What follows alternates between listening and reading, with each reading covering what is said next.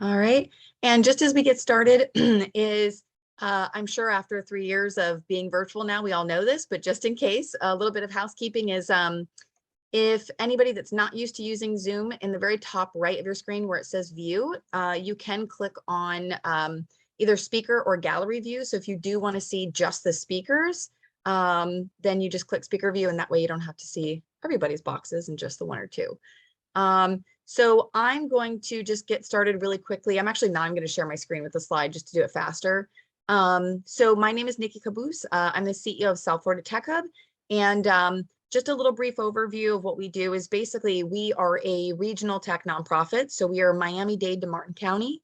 And we are basically anything that is technology, innovation, entrepreneurship related is what we really support and run all of our events or initiatives around.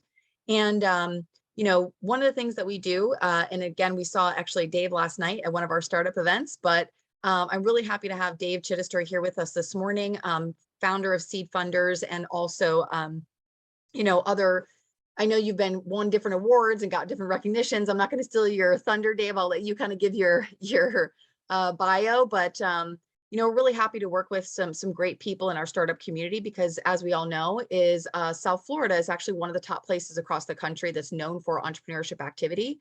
And so we really want to nurture that and make sure that we are growing our startups, helping them with resources, connections, funding, whatever we need to do. And part of that is educating people through that process. And so I know that we do get a lot of questions around how do I become an investor? What does it mean to be you know, an angel investor versus being part of venture capital, or so we do get a lot of those questions. So Dave was kind enough to offer himself up and his education around what it means to be an angel investor and kind of what responsibilities you may have as one. So I'm going to go ahead and turn it over to you, Dave. You should, again, have the capability already of sharing your screen, and I will spotlight you as well on the screen. So that people can see you in their speaker view. But feel free, there you go. I can see your slide. It's not in presentation mode, but I do see it. Right. There you go. Perfect. Presentation mode now? Yep, you're good. Okay. Thanks, Nikki. As Nikki said, I'm a founder of Seedfunders originally in St. Petersburg and then Orlando. Prior to that, I founded Florida Funders. Started that in 2013, ran that for 3 years, and it was getting really, really big. And then Florida Funders now doing multi-million-dollar investments. I wanted to get back into really seed investing. So I launched Seedfunders in St. Pete 5 years ago. 2 years later, launched Seedfunders Orlando. And in March of this year, decided it was time to start Seedfunders Miami. So here I am, my wife and I moved here, and we are starting Seedfunders Miami, and we're off to a great start. So I welcome everybody, and I'm going to go through the slides here. I've got a lot of stuff to discuss, so hopefully we'll get through most of it. But I'm going to start with who are angel investors? Well, basically, angel investors are individuals, accredited investors. Now, these are accredited investors who provide funding to early stage startups. An accredited investor is someone who has annual income of. Now, you don't become an accredited investor. You don't apply. You don't. People ask me all the time, how do I get to be an accredited investor? It's a definition by the SEC. So basically, accredited investor is somebody that makes $200,000 per year or $300,000 with their spouse for at least 2 years, or has a net worth of $1 million, which excludes the value of your primary residence. So that's by definition. You either are or not. And a lot of these deals are only open to accredited investors. So when we're talking about this seed stage, you need to be an accredited investor. You don't have to apply. You just either are or not. Now, angel investors actually provide more deal flow than venture capitalists. And I'll explain the difference between angel investors and venture capitalists in a little bit. But basically, if you look at the numbers, angel investors, these are 2019 numbers, invested $24 billion in these early stage deals. Venture capitalists invested more, $133 billion. But when you look at the number of deals, angel investors invest earlier and smaller amounts. So it's 64,000 actual deals done by angels with only 10,000 done by venture capitalists. So you can see angel investors are the beginning of the accredited investor investment cycle before they're eligible, before these companies are actually eligible for venture capital. Now, this slide is really pretty detailed, but pretty important because this kind of explains everything on one slide. Probably too much on one slide. But if you look at the flow across the top here underneath these titles, and you see the first stage is proof of concept. That's when a company is actually trying to figure out, do they have anything that can work? Then you come into the pre-seed investment stage. The pre-seed is basically the first professional capital that's coming in. That's basically could be, and we'll talk about sources of capital, and that's before you get to the seed stage and startup stage right here. As the company's developing, it's developing through this seed and startup stage. Then it goes on to early investment, and that early investment is now coming into by venture capitalists. I'll explain a little in the quotes called Series A or Series B or Series C as the rounds go through before coming out here at the end of maturity. Now, the important thing to note is this line right here. This starts with self. This proof of concept phase is usually self-funded by the investors. It can include government sources like grants, friends and family, or often called friends, family, and fools. These are the very first investors that come in to get these companies launched. Now, if you jump over here to venture capital, they come in later. They come in this early stage here, but after the seed and startup stage. So you got venture capital over here, and you got government and friends and family over here. What's in the gap? Well, that's where angel investors come in. Some seed stage VCs, but angel investors come in to fill that gap between the friends and family round, self-funding or friends and family round, and the venture capital rounds. Now, that is often called the valley of death. So yes, angel investors invest in the valley of death. That's where the first revenues are coming out. So as the company develops revenue and they get through this valley, they can't get through this valley of death without angel investors to help them get funded, get launched, and move up this ramp to eventually become eligible for venture capital right here.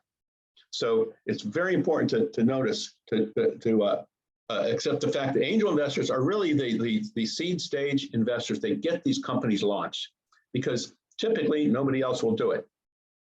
So let's talk a little bit more about the returns from angel investors.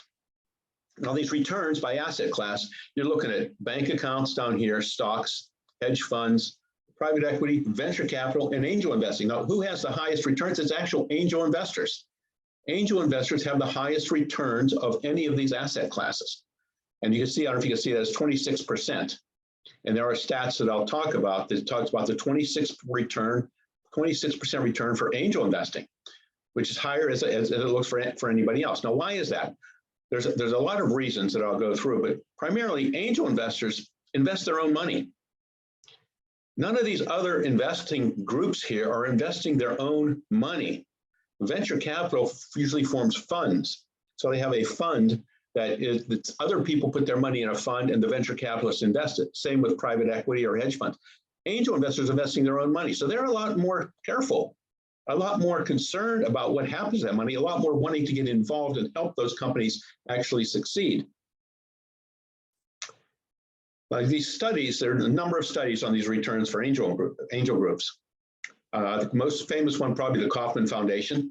They determined that there was a 2.6x return, average return on angel investing, 2.6x in 3 years. That's annually return equalized with a 27% internal rate of return for angel investors.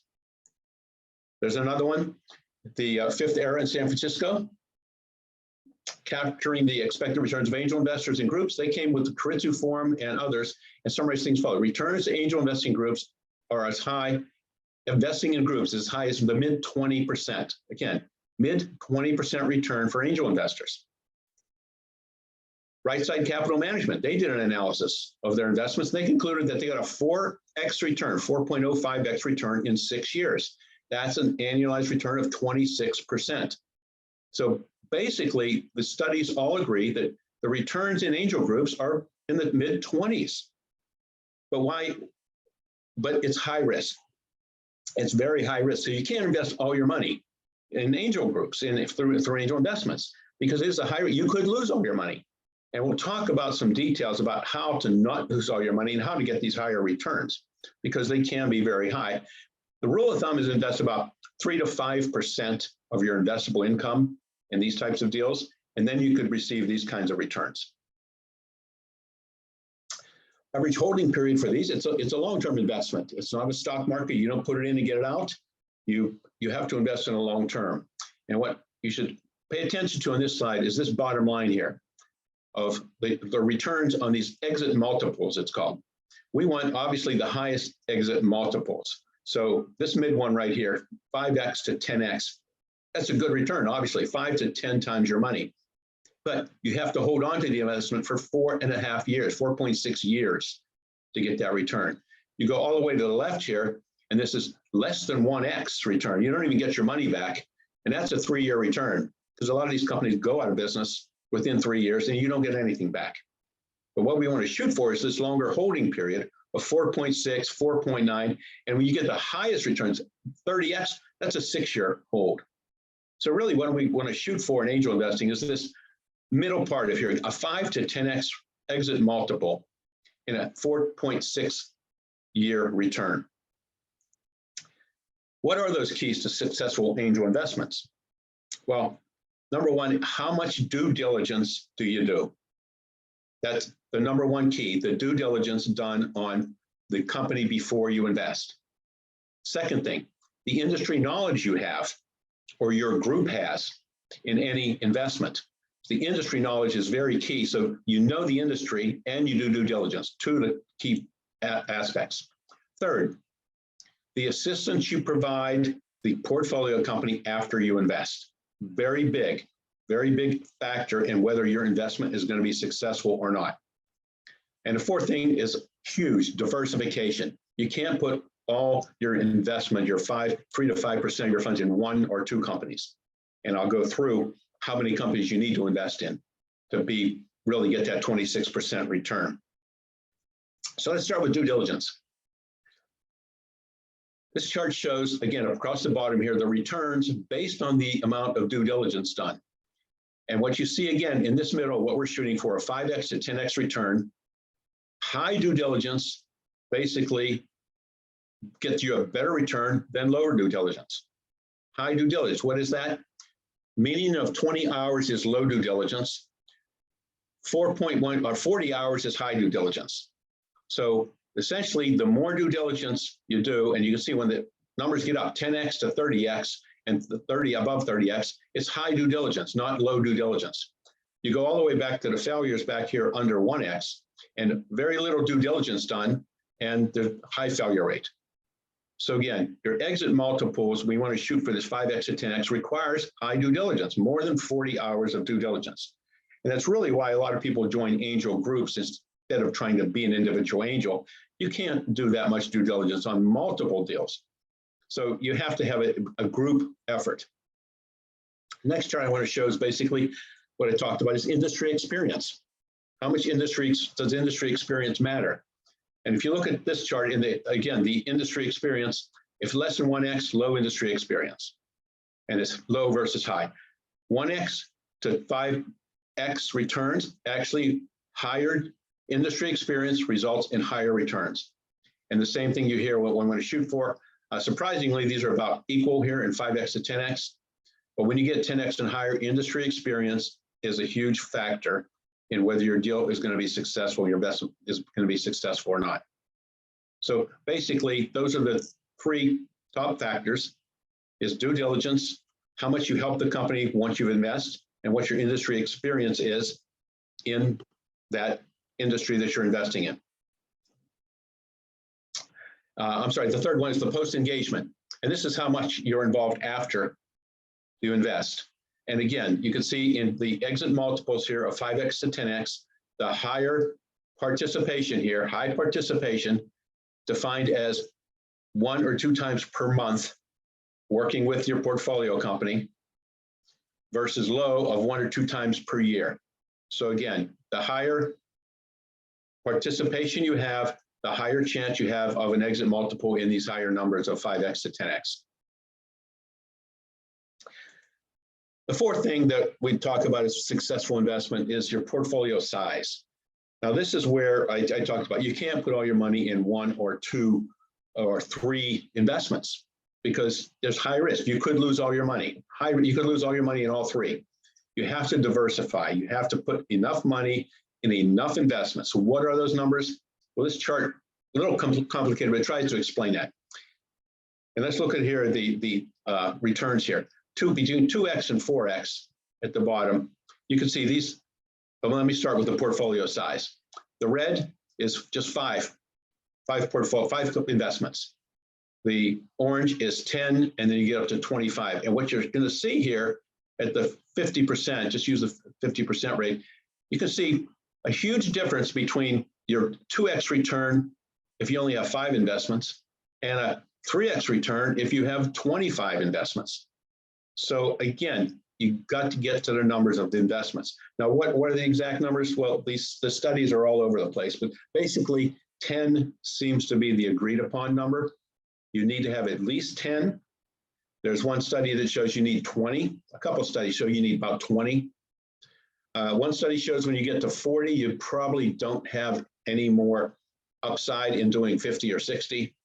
So you need to do multiple investments, not 5, at least 10, and I prefer 20. I've done 20 in the last few years myself, but you need to have at least 20 investments to really reduce your risk across the board. If you do that, you can basically have a 26% return on your invested capital. But you've got to do all 4 of these things. And even then, guess what? Even then, if you do all 4 of those things, you still have a 42% failure rate. 42%.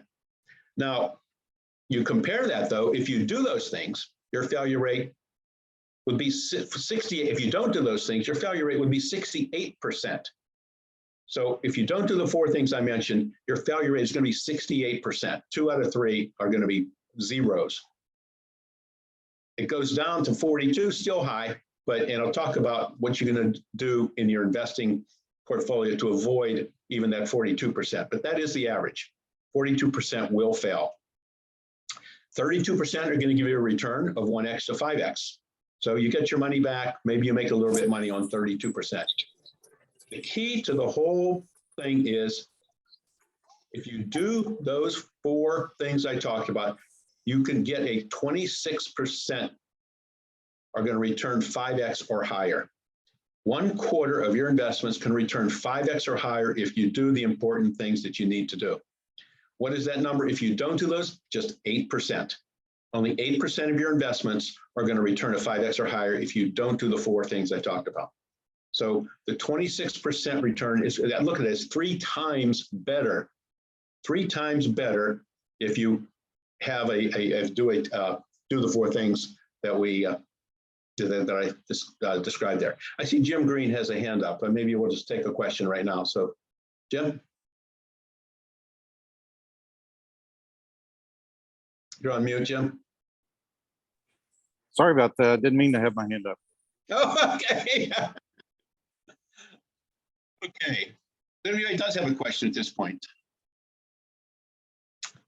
Okay. As I said, we've got a lot of stuff, so I'm going to continue here. So why do they fail? Why do these startups fail when you do everything you can? You do it by the book. You do your due diligence. You do your follow on. You do your everything you do, and you still get a 42% failure rate. Why is that? Well, guess what? A lot of people have done a lot of studies. There's an article called "Why Startups Fail" by Dr. Tom Eisman at Harvard. There's an article called "It's Not Always the Horse or Jockey," Harvard Business. There's an article called "The Top 20 Reasons Startups Fail" by CV Insight. There's an article called "Why Startups Fail" in Forbes. So there's a lot of information on why these startups fail. Now, fortunately, I'm not going to go through all those articles. I've gone through them. I summarized them into what I call Dave's top 10 reasons that startups fail. The top 10 reasons startups fail. Number 10, they call bad bedfellows.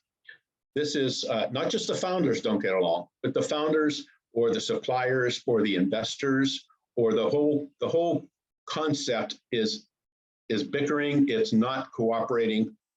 Bad bedfellows. Number 10 reason why these startups fail. Number 9, timing. I can go on and on about bad timing. There's some things you cannot control on timing. There was a company in 2003 that launched, 2003, that was going to do online streaming of videos, online streaming. They had the money, they had the talent, they had everything, but they failed. They completely failed. Why did they fail? The users didn't have enough bandwidth. There wasn't enough bandwidth available in the process for them to download these videos. It was a bad timing. 2 years later, YouTube launched. 2 years later, the timing was much better for YouTube. So timing is something you got to look at when you're investing in a company. What is the timing? Is their timing right? Is their timing too early? A lot of the things we sell. Pets.com launched in the 90s. We're going to deliver dog food and that all over again, the infrastructure was not there for delivery. They couldn't get that done. They failed. In 2011, I believe, Chewy launched, doing the exact same thing. Chewy's a multi-billion-dollar company headquartered right here in Florida. They launched, their timing was much better. The infrastructure was there. And you could go on and on about stories. We could talk about stories about how the pandemic affected the timing. The timing of the pandemic affected launch of companies. Timing is a huge thing. Not much you can control sometimes on timing, but if you're an investor, look at the timing of the company you're going to invest in. Is their time right or are they too early? A lot of times they're too early. Sometimes they're too late. So timing, very big reason why startups fail. Next one, growing too fast. They do launch, they get launched and they're going straight ahead and they're raising more money and they're not getting revenue. There's things wrong. They're just going too fast and they can't stay in business. Huge reason why startups fail. Competition. You've always heard, oh, the competitor knocked them out of business. The competitor ran them. I mean, it's big, but it's only 7th on the list.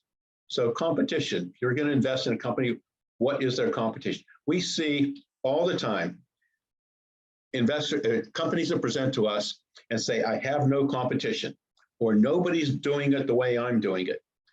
It's crazy. You always have some kind of competition. Even if you're doing something different, the company has some competition. We do a huge look at competition when we're making an investment, because it is one of the reasons that startups fail. Marketing plan. I could go on and on about why companies fail because they did not have a marketing plan. Technology, yes. So we've got the tech. We're so excited. We're ready to, and they have no marketing plan. And if they don't have a marketing plan, number 6 reason why startups fail. Number 5, revenue. They raise money and raise money and raise money, but they never really generate much revenue. So they can stay in business for a while, but at some point, they've got to start generating revenue. So again, in looking at an investment, what is their revenue plan? What is their marketing plan? How's it going to generate revenue? Because a lot of these companies, if you're investing as early as we do, they have no revenue. We do pre-revenue investing. So, but we want to see a path to revenue. How are they going to generate revenue? What assumptions are they going to make? If they don't have a marketing plan and they're not going to show you how much revenue they're going to generate, that's probably not something you want to invest in. Liquidity kind of goes along with revenue. They have no liquidity. This is where they actually run out of investors as well. So they ran through all their investment. They still have no revenue. Now they have a liquidity issue and they're going to fail because they have no liquidity. Now, if you look at those 2 things, liquidity and revenue, obviously they're kind of related. I thought when I started this research, those would be the number 1 things. Companies run out of money. They just don't generate revenue and they run out of money. But those are 4 and 5. So what are 1, 2, and 3? Well, false starts. Now, a false start is where, and I can't get into a whole lot on theories of lean startup theories, but lean startup theory basically, it doesn't mean you run cheap. Lean startup theory says the first thing you do is client interaction, potential client. Find out who your clients are, ask them what they need, what's their problem, how are you going to solve their problem. Most times when these false starts happen, these companies did not go through, they think they're going through lean startup by launching right away, but they're not doing the client research up front. So they launch without talking to their client, and it's a false start because they're not in the right market, they're not in the right place, they're not offering the right product. So false start is a huge reason why startups fail. Second thing, product not needed, kind of goes along. They didn't talk to a client, so they developed something that nobody needed. Huge. Number two reason, clients didn't need the product that they developed. And number one, again, kind of related, missing the market demand. They didn't do enough upfront talking to clients. They didn't know, they thought the market was $100 million and it turned out to be $5 million because they didn't look at the details of the market. They didn't talk to clients. What do you need? How much can I charge? Things like that. So what you notice here, why startups fail? 1, 2, and 3 all deal with the client, the customer. All 1, 2, and 3 all deal with the customer. Funding doesn't come into place until 4 and 5 here, and 6. So no marketing plan, no funding, no revenue. So you're looking at 4, 5, and 6 being finance, money related, but 1, 2, and 3 are customer related. They have to research the customer. So those are the reasons that startups fail. Now, what can you do as an investor to help startups not fail? How can you recognize when a startup might fail or what a good investment might be? Well, the famous basketball coach John Wooden had a pyramid of success for his teams, his national championship teams, a pyramid of success, a base, so you come up the pyramid to reach your ultimate goal. So I thought, well, startups need a pyramid of success. So what would that look like? Well, let's start with the core values. It starts with core values, then implementation, before performance, and then your ultimate goal. Core values. First core value, the integrity of the founders. The founders have to have the integrity. If they have a bad reputation, and I'm not talking about they previously participated in something that failed, that's not a bad reputation. If it failed because they were dishonest or that the investors, for reasons. So integrity is the number one thing. The founder. So if you're investing in a company, look at your founders, these core values of the founders. Integrity has got to be the number one thing. We had a company apply to us that had listed somebody on their advisors. They listed a guy on their advisor, 3 or 4 advisors, and I knew one of them. And I called him. I said, John, you're an advisor of this company. What do you think? He says, what company? I talked to those guys about a year ago, I think. Again, boom, no integrity. We didn't invest. The founder has got to have integrity. Second thing, initiative. They've got to go do it. They've got to have. They have the next one is the passion. They have passion. They could have the passion, but if they don't take the initiative to do it, then the passion goes to waste. And we've talked to a lot of companies, a lot of founders, very passionate about what they're into. This is really the best thing. This is so great. Well, what have you done? Well, I talked to some people. I'm thinking I might form a. I might do. The passion goes along. The initiative is there. If the initiative is there, then the passion can be taken advantage of. So it's got to have initiative. The founder's got to have the initiative and the passion. You can't do without. Final thing, perseverance. I can't emphasize that much. Perseverance. They've got to stick with it. There's going to be a lot of issues going on of how to get a company launched. They've got to have perseverance. So if you look at all 4 of those bottom, none of them can be missing. If you take one out, the pyramid falls down. You've got to have all. The founder has to have all. So if you're investing in a company, you've got to be sure that the founder has the integrity, the initiative, the passion, and the perseverance. Because otherwise, the founder is not going to succeed. You can't take away the initiatives, as I said, and leave passion. You can't take away the passion. I myself, I started a company, I had no passion. I turned it over to somebody, and it was like, okay, you've got to have the passion as well as the initiative, as well as perseverance and integrity. So those are the 4 bases of the pyramid. Let's go up to implementation. So what can you as an investor do to help? As I said, one of the key aspects is helping the company succeed after you've invested. What can you do as an investor? First of all, one of the biggest issues we see with these startups is prioritization. They don't have their priorities right. Priorities, as I said, funding is a priority, but making money is a priority. Revenue needs to be a priority. A lot of times they want to exist on funding without concentrating on priority on revenue. So prioritization, you can help them prioritize, use tasks and ideas of what they should do. What are the priorities of the company? Second thing, simplicity. Way too many startups complicate things beyond reason. I can't tell you how many times we've turned down investment in companies because they were too complicated. They didn't need to be that complicated. I've got 12 sources of revenue. Well, no, come on. What is your revenue model? We want to know what the revenue model is. You can't have 12 sources. You can have 12 sources, but you're not going to succeed. It's not simple. It's too complicated. So simplicity is a huge factor. The other thing, again, customer service. You saw that on the reasons for failure. The top 3 reasons for failure deal with customers. So in the implementation phase, if you're investing in a company, you want to be sure that they're prioritizing customers. That's what we're talking about in the implementation here. They're doing it simply, and they're prioritizing the customers. Get some revenue. That's the implementation. So if you're investing in a company and you're helping them after your investment, those are what you need to be focused on. Then you get to performance. Teamwork. As we said, one of the number 10 reason for failure was a bad team. Just people didn't get along. So teamwork is really important in performing. Once you've launched and you're targeting some customers and they're prioritizing things right, teamwork is the next thing as far as successful performance. And that goes right along with communication.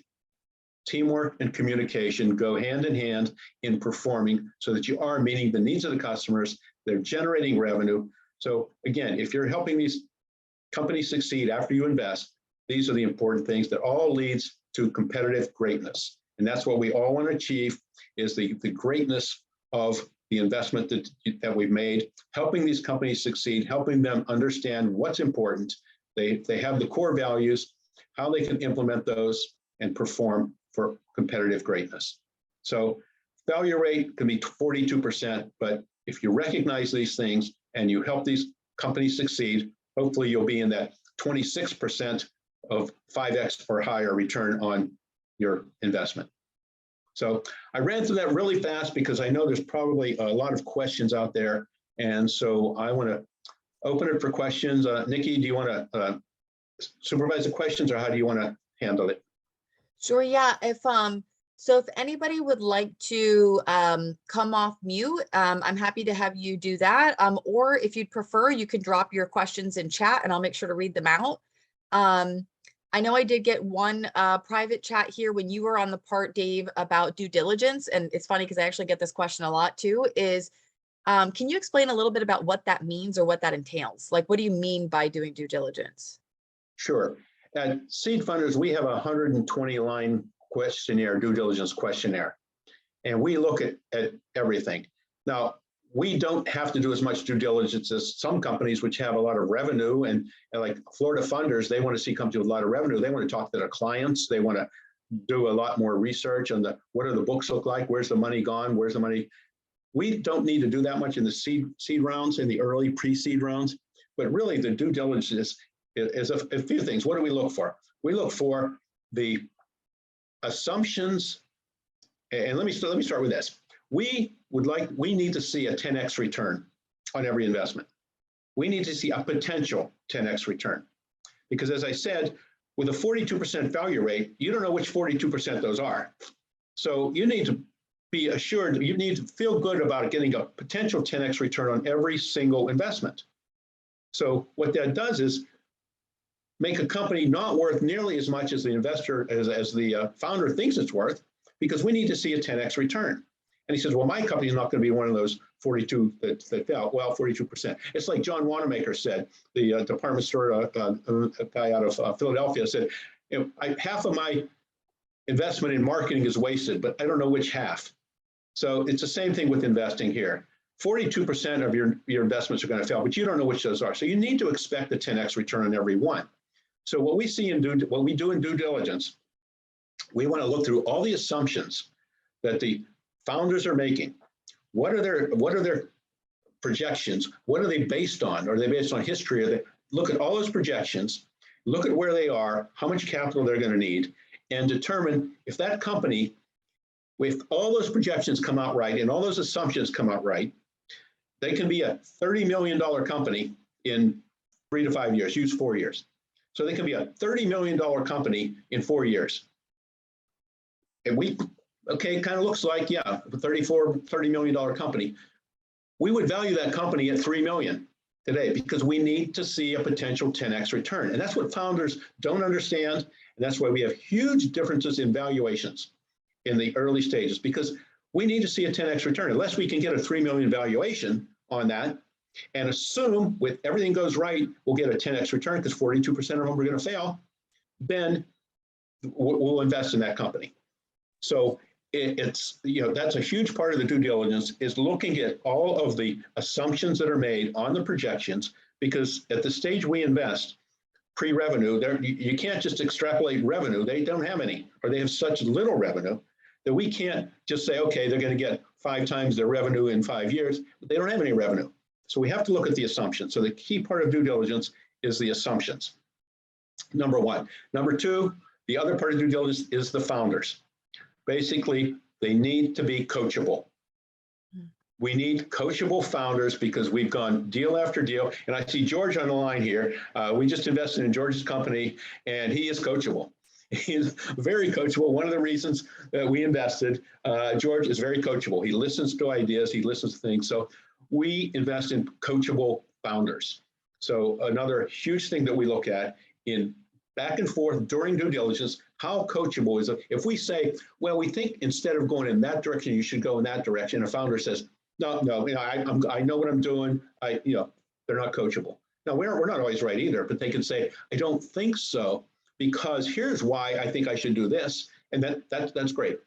But I had a founder that was looking for $200,000. And I said, what are you going to look for? What are you going to do with your $200,000? He said, marketing.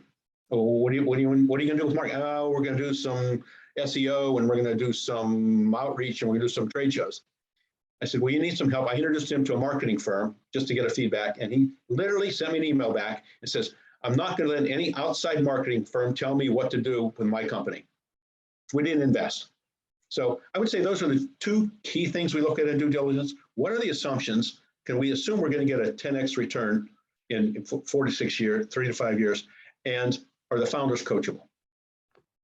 That's perfect. Thank you. And I do have a couple more questions I'm seeing come in here. I've got one in chat, and then I do see, Jonathan, your hands up. So the one in chat real quickly is, so Vic would like to know, do you avoid single founder startups? Good question. We do not avoid them, but again, part of this whole lecture series that I'm doing, we have a section called the horse or the horse or the jockey. And basically what I talk about there is it's not necessarily the horse or the jockey. Some founders, some investors say they just bet on the jockey. They just, they bet on those. A lot of companies do that. But the horse is the business. You got to have both, not the horse or the jockey. So how many jockeys do you need to ride a horse? Well, 1. So you need a lead. And we prefer the lead to be out of the industry that they're starting their company in. But you really need at least 2. You need that person, and you need a financial person. You've got to have a financial person, because that, as I said, you've got to worry about getting revenue. You've got to worry about managing your investment that people are making in you. So you've got to have at least 2. So we have invested in single founders. We prefer 2, ideally 3. What's the missing part? Marketing. The marketing. Founders don't understand they need to market their business. We see submittal after submittal where in 5 years, their revenue is going to go up by 10 and their marketing budget is going to stay the same.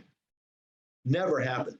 Never happened. SaaS companies, even like the biggest SaaS companies, they spend 50% of their revenue on sales and marketing, 50% of their revenue. So if you're not showing in a founder that your projection of 50% of your expenses of your revenue are going in the future, are going to market, they don't know what they're doing. So again, that's the assumptions we look at. So yes, we have invested in 1 founder. We prefer 2, and 3 is ideal. Well, that makes complete sense because from a lot of the people that I've talked to said, one is, I've even talked to founders, unfortunately, they said that they've gotten the funding and they've wasted it. It's gone down the toilet and they didn't know what to do with it. And they wish that they had somebody financially. So that makes sense. And marketing, same thing. I always hear a lot of people say, I wish I would have put in marketing right in my business plan from the beginning. So that makes complete sense, Dave. So I had Jonathan, do you want to come off mute and ask your question? Absolutely. Thank you, Dave, for the great presentation. 2 quick questions. One, in reference to the slide in regards to high industry experience, I noticed that the percentiles of exits for the highest multiple returns had less high industry experience versus, I believe it was the 5x multiple returns. I would love to hear just your perspective as far as to why that might be. And the second question is in regards to customer demand. How do you, as an angel investor, sift through founders who try to portray, oh, this is in such high demand and so forth, just trying to convincing that there's such a high demand for whatever market they're trying to infiltrate? Okay, first one was, that's kind of a fluke. I can't explain it why in the 5x to 10x return, the basically industry experience was not as important. So I can't explain that one. That's what the charts show. But on the customer demand, we follow the lean startup philosophy. And I can talk a few minutes about that. Lean startup, as I said, doesn't mean you start on the cheap.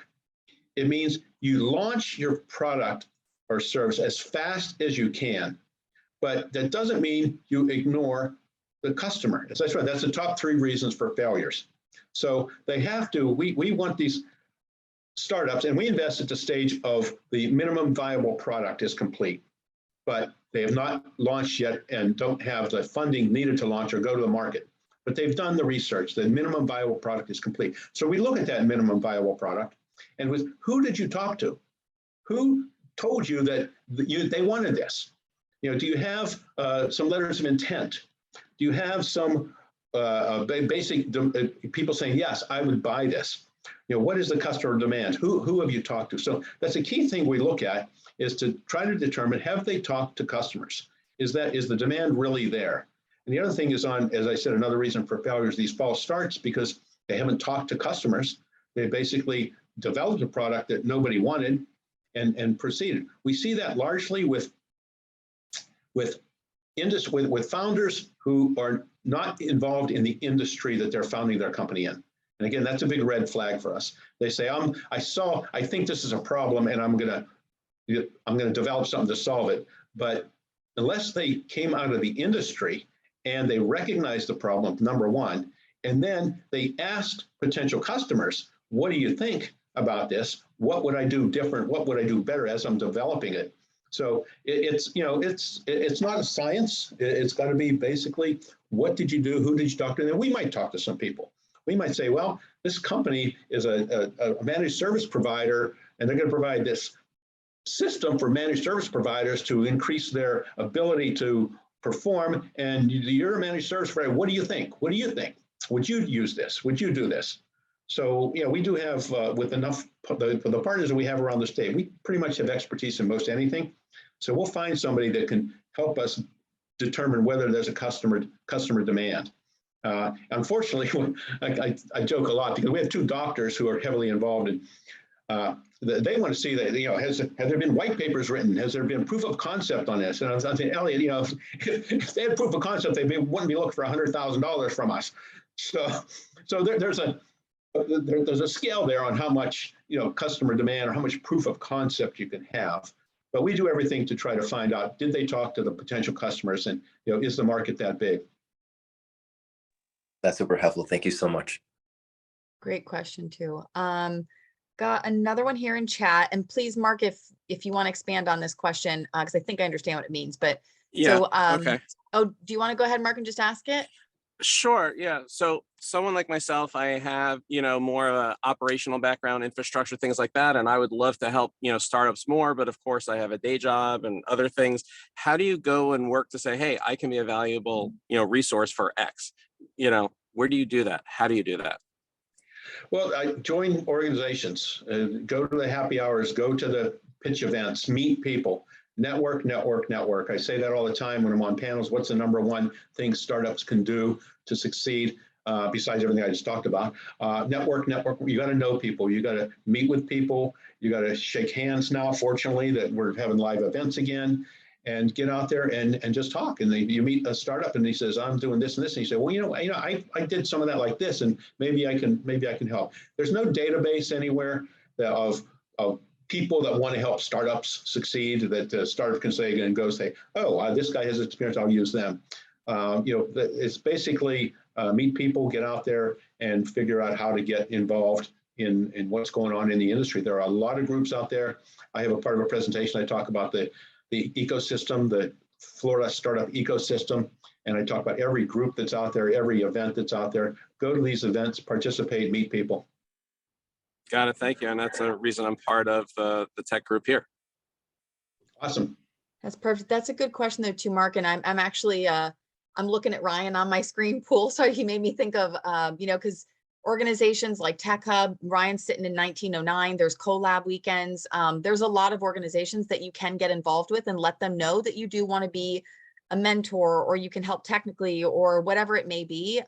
So there's actually a page even on our website, Get Involved, where you can sign up to be a mentor or help support startups. So I'm sure we could connect you with folks in the places like that. Right. Yeah, I've always said, let someone have the idea, and I will be the person behind. I don't need, the title, the glory. I just want to make things happen. Make it happen. So, yeah, that's a good question. Yeah. Cool. Thank you for that, Mark. Thank you. See, got a couple more minutes here. I'll take one more question. I see Davey, got your hand up. I was going to say great slides, very well designed and great information. Will you be sharing these slides after the meeting? Sure. Yeah, and I failed to give credit to my partner, Dennis Poppy in Orlando, who prepared those slides. He did some presentations recently, and I was doing this presentation. I'm doing another one. I'm doing a full 3-hour presentation in a couple of weeks. But and I told Dennis, I'm stealing your slides because I had done all the research, the same research, but I didn't put together the slides or find the slides that he did. So good credit to Dennis Poppy for finding those slides and putting them together, basically, especially that first one. He did that from scratch. So yes. Perfect. Thank you. And so we have a couple minutes. Does anybody else have any questions? Again, you can drop them in chat. You can take yourself off mute because I don't see any more in chat. Oh, the information on those slides have definitely been corroborated from my independent interactions with other angel investors and venture capital type information, and that's good that the information checks across multiple independent sources. And thank you for the presentation. Thanks. Well, let me close, take 30 seconds here and close. Sure. As I said, I've moved to Miami. My wife and I moved to Miami in March. We are launching Seedfunders Miami, and we are looking for partners who want to join us and help fund these companies. We've already funded 3, including George's company. So we'll close in the 3rd one next week. So we are funding companies, but we need partners who want to get involved with us and help us fund these companies and help us launch them and move the Miami startup system into the next phase. Perfect. Jim, did you have a question, Jim? No, thank you very much. Perfect. Well, thank you, everybody. I know we're just a couple minutes, so I'll give you guys 2 minutes back in your day. Thank you so much, Dave, and all of you for showing up as well. And I will make sure to send out a follow-up email. So Dave, whatever stuff you can send me, then I'll make sure to get that out to everybody. Great. Thanks, Nikki. Thanks, everyone. All right, of course. Thanks, guys. Have a great weekend.